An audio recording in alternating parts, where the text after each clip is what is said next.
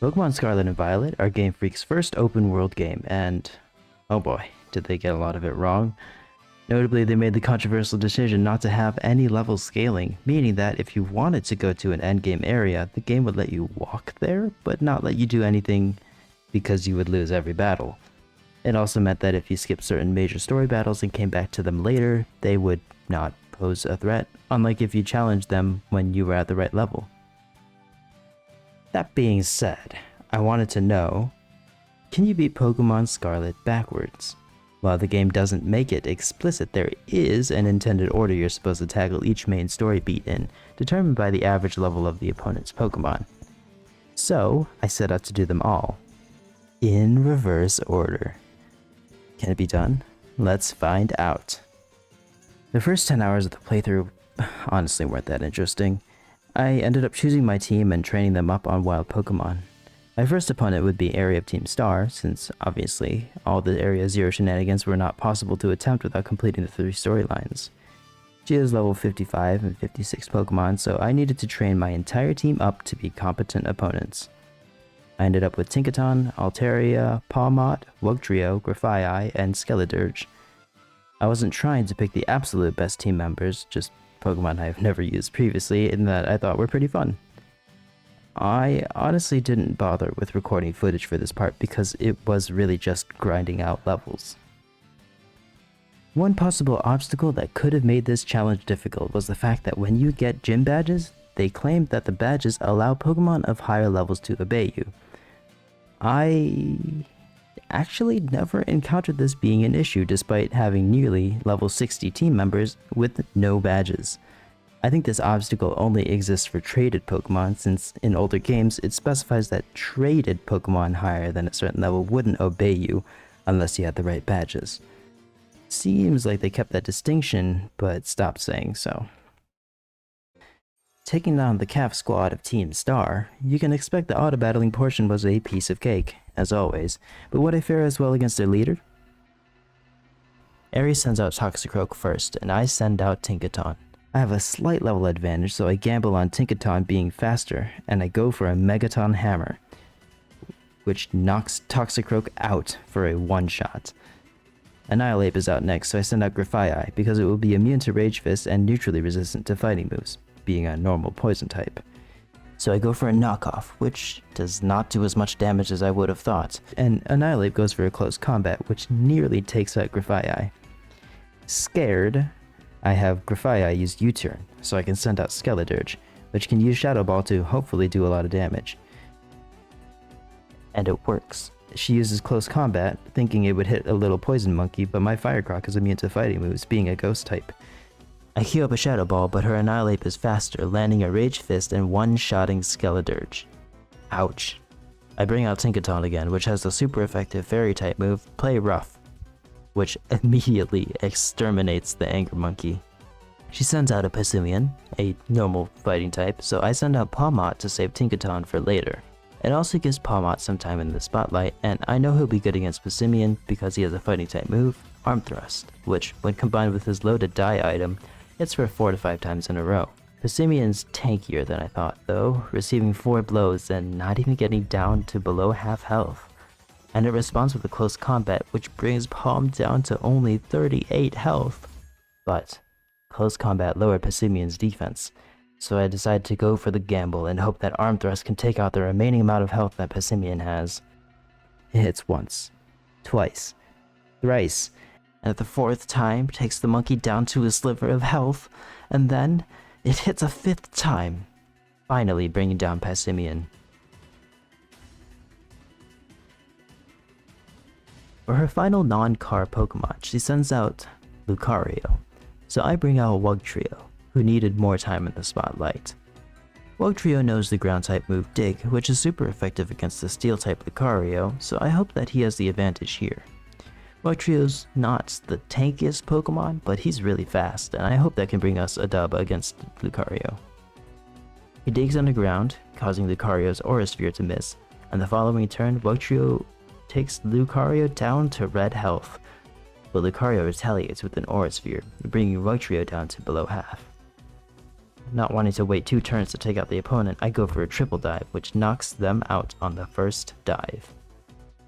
Lastly is Revavroom, so I keep out Wugtrio to try and do as much damage as possible before he gets taken out. I go for a triple dive, his signature move, and it hits 3 times. But I forgot that Ares Car has an ability that can take advantage of my multi-hit attack. With every dive, I proc the ability Stamina, raising their defense a total of 3 stages. She uses Combat Torque, which destroys Wugtrio. I bring out the big guns, Tinkaton. I go for a Play Rough, which does not do that much damage due to Revavroom's raised defenses. It then uses Shift Gear, raising its speed and attack. It's now faster than Tinkaton and uses Shift Gear again. Unfazed, I queue up yet another Play Rough, and it uses High Horsepower, which is super effective against Tinkaton, taking it down to only 11 health. My Play Rough takes it down to below half health, but proccing Stamina again. Knowing that Revavroom's probably going to use another ground type move again, I switch to my flying type Altaria, who is immune to it. Apparently I misjudged it because it goes for a Combat Torque. It's not that bad though, because it's not very effective against Altaria, doing slightly more than a quarter of Altaria's health in damage. I go for Moonblast, which is a special move, therefore ignoring all of the defense boosts that Revavroom has built up. It goes first, however, wasting a turn using Shift Gear again. Moonblast hits, almost nearly knocking it out. I go for yet another Moonblast, and Aerie makes her final mistake, using another Shift Gear and wasting her last opportunity to take out Altaria. My Pokemon unleashes their attack, finally ending the hardest fight of the 18 original fights of this game. Oof. While Aerie was definitely a close fight, it pains me to say that this is sadly where our challenge run ends in a failure, because the next fight is against the False Dragon Titan, surrounded by water. Considering how we don't know how to swim yet, we can't even get close to the beginning portion of the story beat. No matter from where I jumped or ran, I could not reach the island with a Tatsugiri on it to initiate this part of the story. And so, sadly, this is where the run ends. I mean, it might be possible with some obscure movement glitch that can cause Koraidon or Miraidon to reach the island without needing to know how to swim, but I was not aware of any such glitch. As such, I concluded that it is not possible to beat Pokemon Scarlet and Violet in reverse order. But I didn't want the run to end. I want each and every one of you to see if you can figure out a way to do this, because I was not able to. We should show that the Pokemon Telrex and Teloiv run is possible. I instead decided to allow myself to choose one other Titan to take on beforehand to enable me to cross that gap. And since this run is all about doing things out of order, I wanted to see if I could avoid using the swimming upgrade and still complete this mission. The next Titan I could get is probably the Quaking Earth Titan, Great Tusk. I knew that the Open Sky Titan, which unlocks the swimming ability of Koraidon, would definitely allow me to complete the story beat, but I wanted to see if I could try and find another way. So I headed to the Asado Desert to take on the Paradox Donphan, Grape Tusk. Up first is Skeledirge, and I used Will-O-Wisp to burn it and cut its attack. Doing so made its knockoff do minimal damage despite being super effective. My next Torch Song almost knocks it out, so I use a Hyper Voice to finish it off. It moves closer to a cave, so I follow it. Now knowing that it's a ground fighting type, I lead with Altaria, and together Arven and I absolutely destroy this Pokemon. And with that, I acquired the Gliding ability. With that, I could finally make it to the starting island where we find a Tatsugiri. But a Dondozo appears from the water and battles us to defend it. I send out a Pomod and two-shot it. It really wasn't that much of a fight. It does hit me with a body slam for a decent chunk of damage, but it swims away before I could really face any repercussions. Alright, now I needed to reach that central island. I tried for a while to reach it from the small island I was on, but clearly couldn't make it, so the game put me back at my original jumping point from the edge of the lake.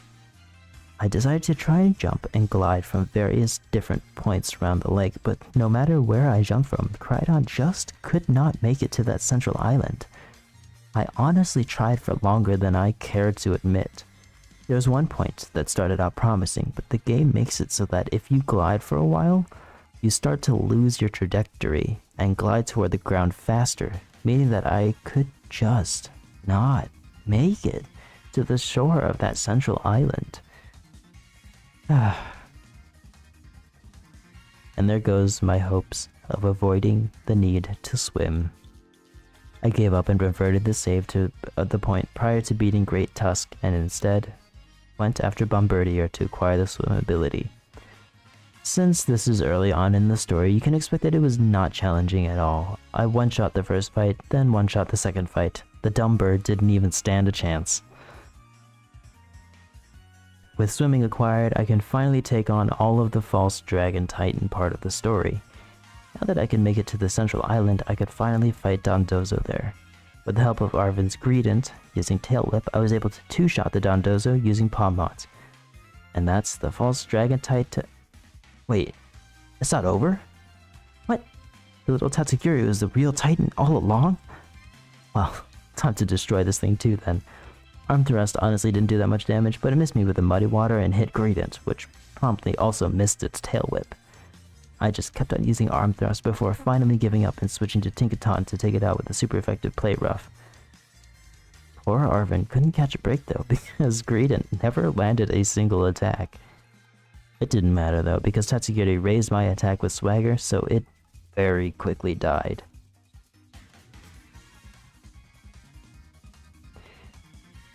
Next up is the Fairy-type Ruckba squad of the Team Star, headed by Ortega. Just like with Airy, Megaton Hammer from Tinkaton one-shots Ortega's first Pokemon, Azumarill. He sends out Wigglytuff, which gets destroyed by his Poison Jab from Grafaiai. Darkspun is out next, which gets almost annihilated by Grafaiai too. It then responds with a not very effective Crunch, so Grafaiai is able to take it out the following turn. Finally is Revavroom, which takes a decent chunk of damage from Poison Jab. My monkey also takes a decent chunk of damage in response, but deals a ton of damage with the next attack. But then he gets confused by Confuse Ray. But that didn't matter because he finally took out the Ruckba Starmobile with a final Poison Jab. We finally take on our first gym leader next, but we first gotta ski on Crydon. After that was done, I took on Grusha, the Ice-type gym leader. Yeah, I mean, everything got one-shot by Skeledirge's Torch Song. It probably would still have been an utter beatdown even if I wasn't super over-leveled. Starting with a Pokemon that's 4 times weak to fire attacks vastly outweighs Skeledirge's usefulness over any of the other starters in this game. With that done, Pokemon level 25 and lower can finally obey me. Yay! Up next is my least favorite gym leader, Tulip from the Alfornatus City Gym. Her pre-battle trial is an ESP reaction game, with Dendra, a fighting type trainer who's a teacher at the academy. But we're all here to watch the gym battle, not me mashing buttons for 20 minutes, so let's get on it. She sends out Farigiraf first, which gets Torch Songed to Oblivion. It was probably the Pokemon that posed the biggest challenge because its part normal typing made it immune to Shadow Ball. It still wasn't enough to save it from getting 2-shot by Torch Song though. With my raised special attack, everything else on our team did not stand a chance. Sure, some things were faster, but my over-leveled Skeledirge is tanky and one-shot everything next with Shadow Ball. Unfortunately, I lost that part of the recording, so you just have to take my word for it.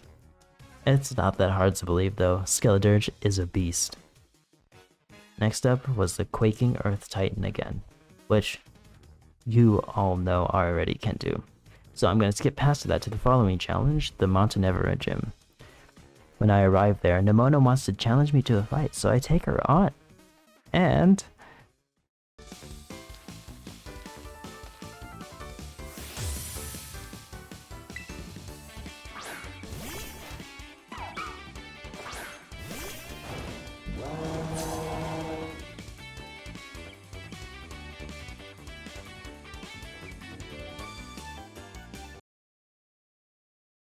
No, no, no, no. Her team is full of level 20s.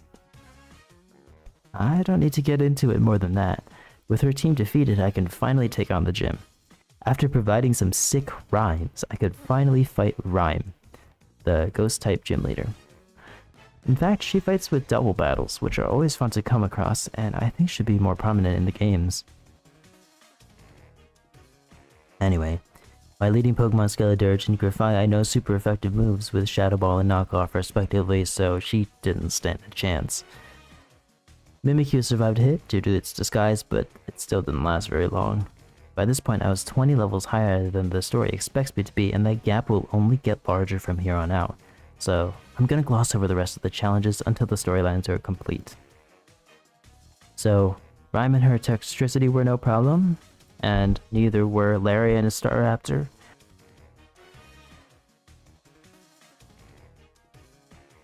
The Navi Squad's base, or their leader Atticus and his Starmobile.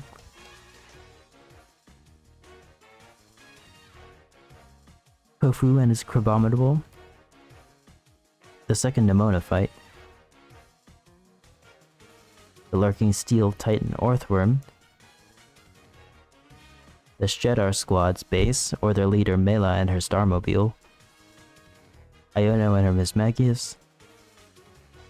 The Segan Squad's base and their leader Giacomo and his Starmobile. Nemona's third fight. Gracias and his Sudowoodo. The Stony Cliff Titan Cloth. Or Katie and her Teddiursa. Anyway, from here on out, the run looks just like any other that gets to this point of the story. I probably don't need to go into detail about it, so I'll summarize. I took on the Elite Four, meaning I needed to take a quiz, and then I fight Rika and her Clodsire, Poppy and her Tinkaton, Larry and his Flamingo, and Hassel and his Baxcalibur. After that, I fought the champion Gita and her Glomora. And then after that, I went back to the first lighthouse to challenge Arvin and his Mabostive. Then I went to the academy to take on Director Clavel and his Quaquaval. And finally I challenged Cassiopeia. Penny. Cassiopeia's a different person, obviously. And then finally, I fought Nemona for the last time. All that's left to do is head down into Area 0 with Penny, Nemona, and Arvin. After a lot of story, I made it to the bottom where I met Professor Sada, who is an AI. Anyway, she wants me to destroy the time machine that she found, but is programmed to destroy anyone who tries to do so, so she fights me with her team. First, she sends out Slithering, and I send out Grafai. I use Poison Jab, not doing too much damage, but I poison it in return. It uses Low Sweep, lowering my speed. I use another Poison Jab, which kills it with the aid of the damage from the poison status effect. Sada sends out Brute Bonnet, which is weak to Poison Jab. It responds with Earth Power, which is super effective against Grafai, but doesn't knock it out. It predicts an attack, using Sucker Punch to take out my Grafai, so I send out Pawmot to arm thrust it to death.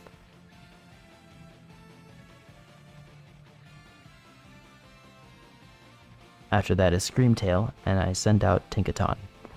Gigaton Hammer makes quick work of it, and I switch to Wugtrio to deal with the incoming Sandy Shocks.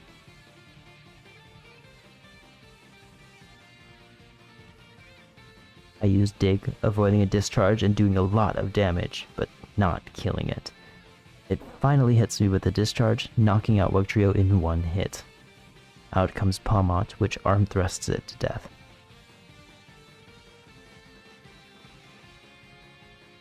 I switch to Tinkaton to combat Sada's Flutter Mane, destroying it in a single Gigaton Hammer, but only after taking some damage due to being slower than it.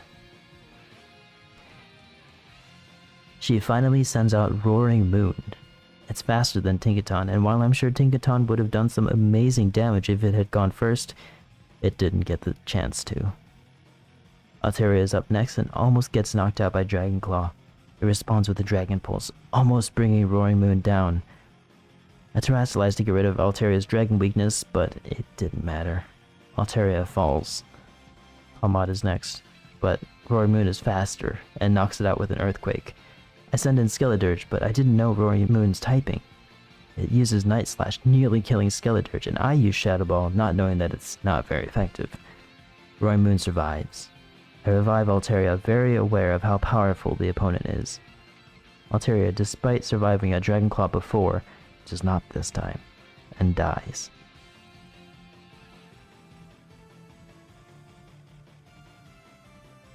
Attempt number 2 goes much the same way, but with more victories. I knew which Pokemon would get one shot, so I avoided sending them in, reaching Roaring Moon with... What? Less Pokemon?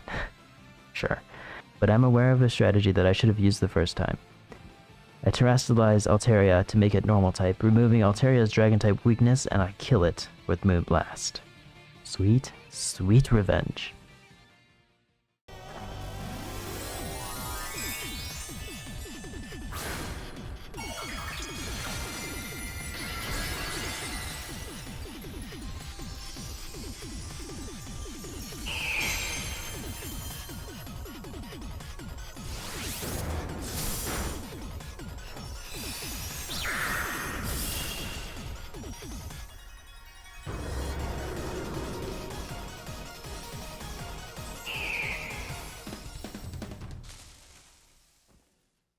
The last fight of the game was versus Silas Koraidon, and just for fun, I decided to see what would happen if I were to mess around a bit.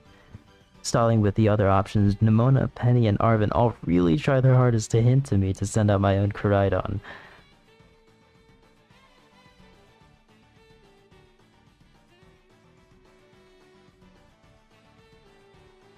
I finally give in and send it out. The shenanigans don't stop there though. At the end of the fight, Koraidon gets knocked down to 1 HP. And I refuse to do what the game tells me. What it wants me to do is terrestrialize and use Terra Blast to finish the fight, but instead I heal up Koraidon with a max potion.